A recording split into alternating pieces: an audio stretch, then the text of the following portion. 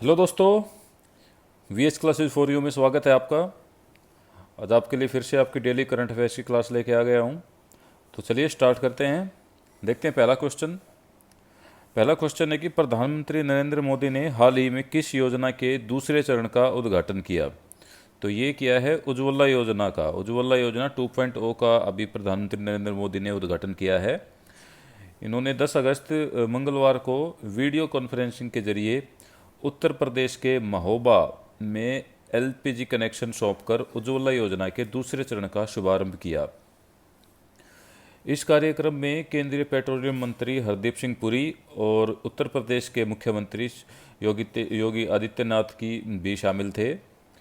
और जो ये योजना है इसमें फ्री में एलपीजी कनेक्शन और पहला रिफिल भी फ्री दिया जाएगा और साथ में हॉट प्लेट भी फ्री दी जाएगी। और अब जो ये योजना है इसमें एड्रेस प्रूफ की कोई ज़रूरी नहीं होगा, केवल सेल्फ डिक्लेरेशन से ही ये काम इसका चल जाएगा, ये पर्याप्त रहेगा। और इससे पहले जो ये उज्ज्वला योजना थी, प्रधानमंत्री उज्ज्वला योजना, इसको 1 मई 2016 में स्टार्ट किया गया था। और इसका जो पहला चरण था और ये स्टार्ट किया गया था यूपी के बलिया से ही, उत्तर प्रदेश के बलिया से ही इसको स्टार्ट किया गया था। और उस समय जो इसका लक्ष्य निर्धारित किया गया था वो मार्च 2020 तक 8 करोड़ एलपीजी कनेक्शन देने का था, जिसे सितंबर 2019 में अचीव कर लिया गया। तो प्रधानमंत्री नरेंद्र मोदी ने हाल ही में किस योजना के दूसरे चरण का उद्घाटन किया, तो वो है उज्ज्वला योजना 2.0। चलिए नेक्स्ट है कि स्काई ट्रैक्स की रिपोर्ट के अनुसार मध्य एशिया में बेहतर कोविड रोकथाम वाला एयरपोर्ट कौन सा बना। तो ये बना है इंदिरा गांधी अंतर्राष्ट्रीय हवाई अड्डा, नई दिल्ली। जो स्काई ट्रैक्स जो विमान सेवा कंपनियों व हवाई अड्डों की रैंकिंग करने वाली एक संस्था है जिसका नाम है स्काई ट्रैक्स, उन्होंने कोविड काल में बेहतर इंतजाम के लिए आईजीआई को विश्व के बेहतर हवाई अड्डों में शुमार किया है। साथ ही भारत और मध्य एशिया में सर्वश्रेष्ठ हवाई अड्डे के रूप में भी इसको चुना है। कोविड महामारी के दौरान बेहतर प्रोटोकॉल प्रदान करने के लिए कोविड-19 एयरपोर्ट उत्कृष्टता का पुरस्कार भी किसको मिला है तो ये मिला है इंदिरा गांधी अंतर्राष्ट्रीय हवाई अड्डे को। कौन सा पुरस्कार, तो ये मिला है कोविड-19 एयरपोर्ट उत्कृष्टता पुरस्कार। तो जो स्काई ट्रैक्स रिपोर्ट के अनुसार मध्य एशिया में बेहतर कोविड रोकथाम वाला एयरपोर्ट है वो है आईजीआई एयरपोर्ट, नई दिल्ली। और साथ ही हैदराबाद एयरपोर्ट है वह भारत में दूसरा सबसे बेहतर सुविधा देने वाला हवाई अड्डा बना है। कौन सा है दूसरा, तो वो है हैदराबाद एयरपोर्ट। और आईजीआई लगातार तीसरे साल जो ये स्काई ट्रैक्स जो रिपोर्ट है इसमें टॉप 50 एयरपोर्ट में शामिल रहा है। और इस सूची में इस साल वो इसकी जो रैंक है उसमें भी सुधार हुआ है और अब ये 50 में से 45वें स्थान पर है। तो चलिए नेक्स्ट देखते हैं।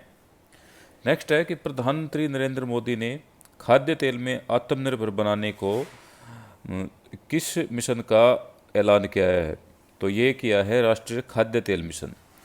प्रधानमंत्री मोदी ने 9 अगस्त सोमवार को national edible oil mission, oil palm, NMEOOP, इस अभियान की अभी इन्होंने घोषणा की है।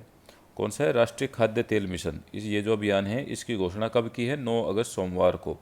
इस अभियान को पाम ऑयल के साथ खाद्य तेल के क्षेत्र में देश की आत्मनिर्भरता को बढ़ाने और आयात को कम करने के उद्देश्य से शुरू किया गया है। प्रधानमंत्री नरेंद्र मोदी ने वर्चुअल रूप से पीएम किसान योजना पर एक प्रोग्राम को संबोधित करते हुए कहा कि खाद्य तेल के क्षेत्र में 11,000 करोड़ रुपए से अधिक का निवेश किया जाएगा। और साथ ही प्रधानमंत्री ने पीएम किसान निधि जो योजना है उसके तहत 9.75 करोड़ से अधिक किसानों के खाते में 19,500 करोड़ रुपए से अधिक की राशि स्थानांतरित की है, जो कि इस योजना की 9वीं किस्त है। चलिए नेक्स्ट देखते हैं। नेक्स्ट है कि यूएनएससी की अध्यक्षता करने वाले प्रधानमंत्री नरेंद्र मोदी देश के कौन से प्रधानमंत्री बने। तो ये बने हैं देश के पहले प्रधानमंत्री, पहले भारतीय प्रधानमंत्री जिन्होंने संयुक्त राष्ट्र सुरक्षा परिषद की अध्यक्षता की है। तो प्रधानमंत्री नरेंद्र मोदी ने संयुक्त राष्ट्र सुरक्षा परिषद की अध्यक्षता करते हुए 9 अगस्त 2021 को समुद्री सुरक्षा विषय पर एक खुली परिचर्चा आयोजित की।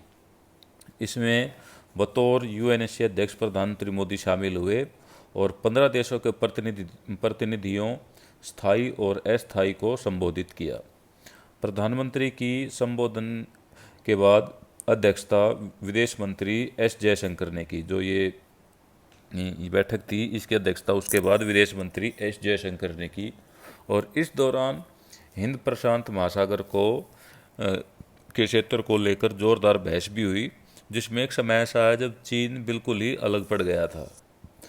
तो यूएनएससी की अध्यक्षता करने वाले प्रधानमंत्री नरेंद्र मोदी कौन से प्रधानमंत्री बने? तो ये बने पहले भारतीय प्रधानमंत्री। चलिए नेक्स्ट है कि दिल्ली में किसने कोविड-19 के प्रभावी प्रबंधन के लिए ग्रैप GRAP को लागू करने का आदेश दिया? तो ये दिया है दिल्ली आपदा प्रबंधन प्राधिकरण ने। दिल्ली आपदा प्रबंधन प्राधिकरण ने हाल ही में दिल्ली में कोविड-19 में प्रभावी प्रबंधन के लिए grab graded response action plan को लागू करने का आदेश जारी किया है, जिसे राज्य स्तरीय विशेषज्ञ समिति है उसके द्वारा इसको तैयार किया गया था।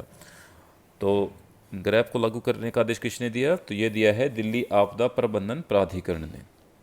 नेक्स्ट है 7 अगस्त को कौन से दिवस के रूप में मनाने का निर्णय लिया गया है? तो 7 अगस्त को भारतीय एथलेटिक्स महासंघ ने स्वर्ण पदक विजेता नीरज चोपड़ा के सम्मान में हर साल भाला फेंक दिवस मनाने का फैसला लिया है। कौन सा दिवस? भाला फेंक दिवस हर साल 7 अगस्त को मनाने का फैसला लिया गया है। चलिए नेक्स्ट है, ये सारे वन लाइनर्स आपके, कि भारत ने कौन सी सुई मुक्त कोविड वैक्सीन को मंजूरी दी? तो भारत ने जल्द ही सुई मुक्त वैक्सीन जायकोडी, जो कि भारतीय कंपनी जायडस कैडिला के द्वारा तैयार की गई है, उसको मंजूरी दे दी गई है। कौन सी है ये? जायकोडी, ZYCOVD।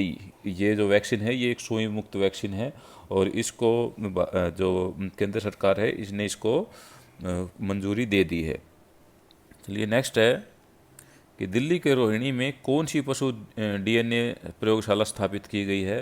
तो दिल्ली के रोहिणी इलाके में पहली पशु DNA प्रयोगशाला स्थापित की गई है और इस प्रयोगशाला का उपयोग गोहत्या, जानवरों के अवैध व्यापार और अन्य पशु संबंधी मामलों के निपटान के लिए किया जाएगा।